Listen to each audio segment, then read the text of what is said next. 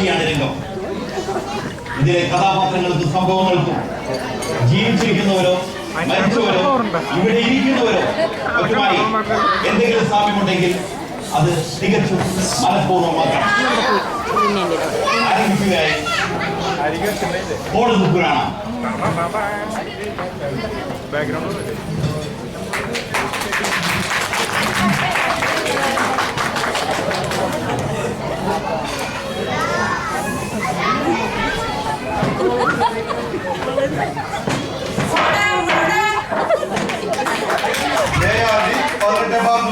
ക്രമനമ്പർ case അടിയാരത്ത് Saritha ഭവനിൽ സുമേഷ്.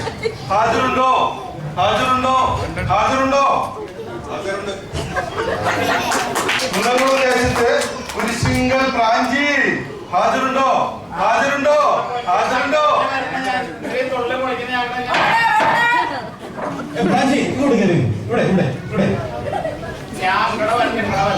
ഒരാള് പറഞ്ഞു അങ്ങോട്ട് പോവാ, ഒരാൾ ഇങ്ങോട്ട് പറയും, ഒരാളെ ഓടാൻ പറയും. ഞാൻ എന്താ ചെയ്യുന്നത്? എനിക്കിവിടെ 100 കാര്യങ്ങളുള്ളതാ. വിളിച്ചു വെച്ചിട്ട് ചിക്കടാ എനിക്ക് പോകണം. കോടതി മുമ്പാകെ സത്യം മാത്രമേ ബോധിപ്പിക്കുകയുള്ളൂ.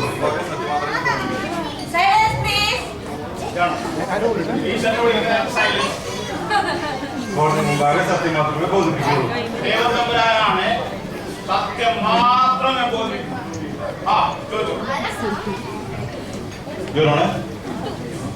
എന്റെ കക്ഷി ശ്രീ സുമേഷിനെ നിഷ്കരണം മൃഗീയവും പൈശാചികവുമായ മർദ്ദിച്ച കേസിൽ കുരിശിങ്കൽ പ്രാഞ്ചിയെ വിചാരണ ചെയ്യാനായിട്ട് അനുവദിക്കണമെന്ന് കോടതിയോട് വിനീതമാണ്. മിസ്റ്റർ പ്രാഞ്ചി. ആൾക്കാരെന്നെ പല പേര് വിളിക്കാൻ കഴിയും. പക്ഷെ എന്നെ ഈ മിച്ചർ പാണ്ടി ഇതുവരെ ആരും വിളിച്ചിട്ടില്ല. ഞാനറിയോ ഇതേവരെ ഞാൻ മിച്ചർ കച്ചവടം ചെയ്തിട്ടില്ല. പിന്നെ ഓരോ പേര് വിളിക്കാം. എനിക്ക് വിളിക്കാം. ഈ കൊട്ടി പിടിച്ചില്ല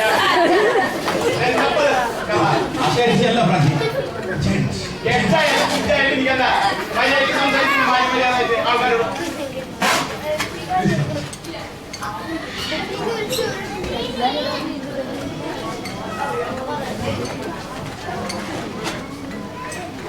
നിങ്ങളാണോ ശശി? ഈ നിൽക്കുന്ന പ്രാഞ്ചി നിങ്ങളെ മർദ്ദിച്ചു. സാറ് ഇയാളെ തല്ലി കൊല്ലി സാറ്. കൈ തന്നെ ആകെ തല്ലി പുളിയാക്കി സാറ്. 2 ആഴ്ചത്തോളം ഞാൻ ഈ കൈ ഒന്ന് അനക്കിട്ട് ഈ കൈ പോലെ എനക്കാൻ പറ്റില്ല സാറ്.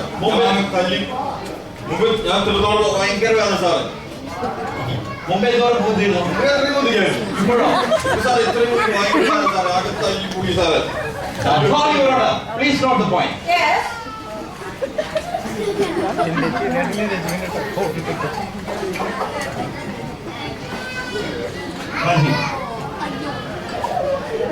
സുമേഷിനെ താൻ പറയും. പിന്നെ അറിയുന്ന ഇതിനെ വന്നപ്പോ മുതൽ ഞാൻ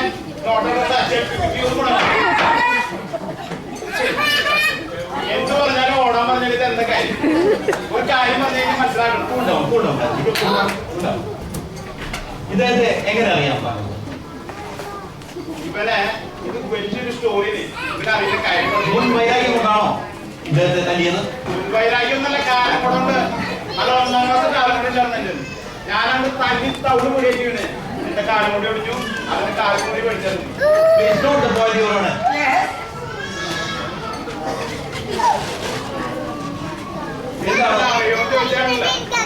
വലിയൊരു കഥയാണ്.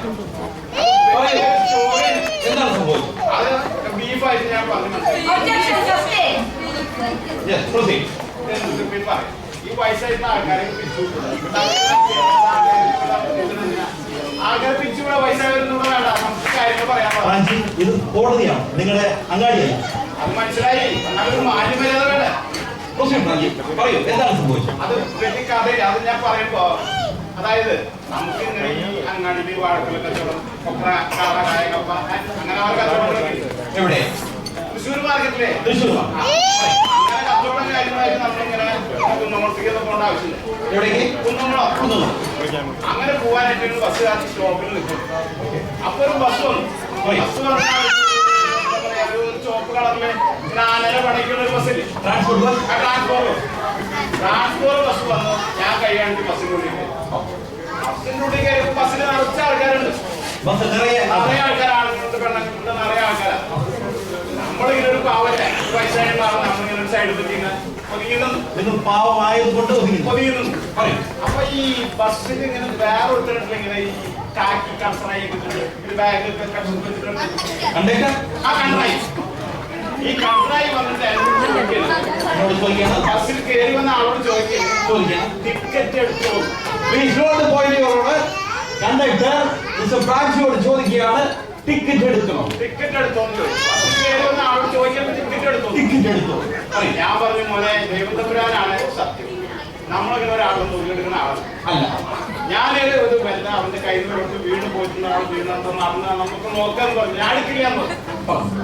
അപ്പൊ അവനോട് പറയുന്നു ഈ ബസ്സിൽ യാത്ര ചെയ്യണമെങ്കിൽ ടിക്കറ്റ് എടുത്തിട്ട് ബസ്സിൽ യാത്ര ചെയ്യണമെങ്കിൽ ടിക്കറ്റ് എടുത്തേ പറ്റൂ എന്ന് പറയും. താങ്കൾ ആദ്യമായിട്ടാണോ ബസ് യാത്ര?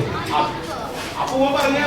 അപ്പൊ ഞാൻ ചോദിച്ചു അപ്പൊ എത്ര റുപ്യാവും ടിക്കറ്റ് എടുക്കണ കാര്യത്തിൽ പൈസ ആവില്ല. അപ്പൊ പറഞ്ഞു 10 റുപ്യ 50 പൈസയാവും. 10 രൂപ 50 പൈസ. 50 പൈസയാവും. അപ്പൊ ഞാനിങ്ങനെ ഈ കച്ചവടം അങ്ങനെ പേഴ്സണെങ്കിലും അങ്ങനെയൊക്കെയുള്ളതല്ല. ഞാൻ ചോദിച്ചു എന്തെങ്കിലും ഒരു ചെറിയ അഡ്ജസ്റ്റ്മെന്റ് ഈ 10 റുപ്യ 50 പൈസ എന്തെങ്കിലും കുറച്ച് തരുമെന്ന് ചോദിച്ചു. അഡ്ജസ്റ്റ്മെന്റ് നടക്കുമോ എന്ന് ചോദിച്ചു. Please note point your honour.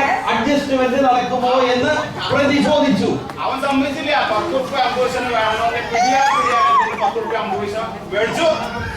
അവൻ കയ്യിലാക്കി എന്തെങ്കിലും ടിക്കറ്റ് തന്നു. ഞാൻ ടിക്കറ്റ് മേടിച്ച് പോക്കറ്റിലാക്കി. ഫ്രാഞ്ചി ടിക്കറ്റ് മേടിച്ചു പോക്കറ്റിലാക്കി.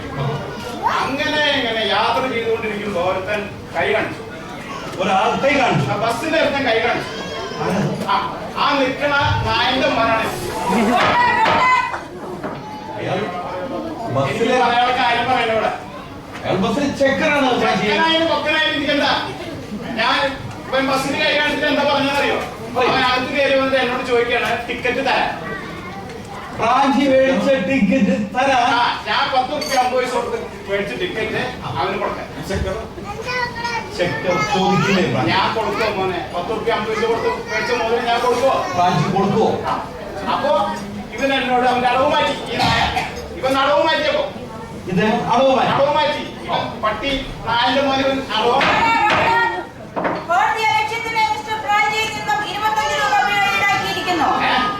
ഒരു ചീത്തയ്ക്ക് 25 രൂപയാണ് പിഴ. അങ്ങനെയല്ലോ. പറയൂ ഫ്രാഞ്ചി, എന്താണ് സംഭവിച്ചത്? കോട്ടെ 25 റുപ്യ ബാങ്കിക്ക് പുല്ലാണ്. അതാ പോട്ടെ അല്ലെങ്കിൽ പറയാനുള്ള കാര്യം പറയണ്ടേ? പറയൂ ഫ്രാഞ്ചി. അങ്ങനെ ഇവൻ അടവ് മാറ്റിയപ്പോ ഈ നായ അടവ് മാറ്റി. പിന്നെ 25 മൊത്തം 50 രൂപ. 50 റുപ്യ പോട്ടെ. 50 റുപ്യ ഞാൻ എന്തെങ്കിലും കച്ചവടമൊക്കെ ചെയ്തുണ്ടാക്കിയോ എന്നൊക്കെ. അപ്പൊ നിനക്ക് പറയാനുള്ള കാര്യം പറയണ്ടേ? ഞാൻ പോട്ടെ നിൽക്കും. എന്താണ് സംഭവം? അങ്ങനെ ഇവൻ അടവ് മാറ്റി. ഈ നായ അടവ് മാറ്റി. അടവ് മാറ്റി. ഇവൻ അടവ് മാറ്റി. ഈ പട്ടി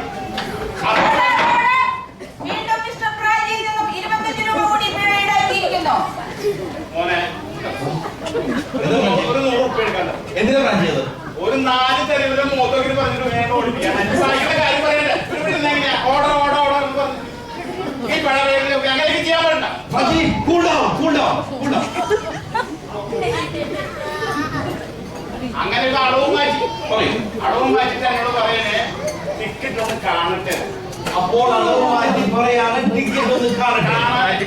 എന്ന് പറഞ്ഞിട്ട് കാണാനായിട്ട് മോഹം. ടിക്കറ്റ് കാണാൻ ഒരു മോഹം. ഒരു സിനിമയ്ക്ക് കാണാനായിട്ട് മോഹം ഉണ്ടാവും. അങ്ങനെയൊക്കെ കുട്ടികൾക്ക് മോഹം ഉണ്ടാവും. ടിക്കറ്റ് കാണാനുള്ള മോഹം ഞാൻ ആദ്യമായിട്ട് കാര്യം. അപ്പൊ ടിക്കറ്റ് കാണട്ടെ. ടിക്കറ്റ് കാണട്ടെ എന്ന് സുമേഷ് ചോദിച്ചു. ഞാൻ എന്തായാലും ടിക്കറ്റ് എടുത്ത് അവന്റെ കയ്യിൽ കൊടുത്തു. കണ്ടോട്ടെ പാവല്ലേ ടിക്കറ്റ് അവന്റെ കയ്യിൽ കൊടുത്തു. അപ്പൊ ഈ ടിക്കറ്റ് കൊടുത്തപ്പോ ഇവ എന്ത് ചെയ്തെന്നറിയോ? പറയൂ ഫ്രാഞ്ചി, എന്താണ് സംഭവിച്ചത്? പോക്കറ്റിൽ നിന്ന് പാൻ എടുത്തിട്ട് ആ ടിക്കറ്റ് 4 കോറിൽ കലപുരം. Please note. നമുക്ക് ദേഷ്യം വരാനിരിക്കോ? അതും പോട്ടെ. ഞാൻ പോട്ടേത് അത് പോട്ടെ. ഫ്രാഞ്ചി പോട്ടേത്.